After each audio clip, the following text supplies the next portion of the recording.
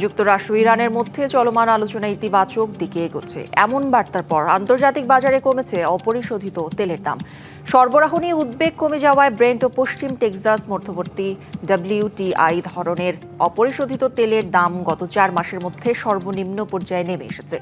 বাজার বিশ্লেষণ অনুযায়ী ব্রেন্ট অপরিশোধিত তেলের দাম $1.38 ব্যারেল প্রতি $71.57 দাঁড়িয়েছে। WTI অপরিশোধিত তেলের দাম 92 সেন্ট কমে ব্যারেল প্রতি $68.58 নেমেছে। মার্চের পর এটি দুই সূচকের সর্বনিম্ন মূল্য। এর আগে মার্কিন প্রেসিডেন্ট ডোনাল্ড ট্রাম্প এবং ভাইস প্রেসিডেন্ট জেডি ভ্যান্স পৃথকভাবে যুক্তরাষ্ট্র ইরান আলোচনা নিয়ে আশাবাদ ব্যক্ত করেন। তাদের বক্তব্যের পরই বাজারে তেল সরবরাহ স্বাভাবিক থাকার প্রত্যাশা জোরালো হয়।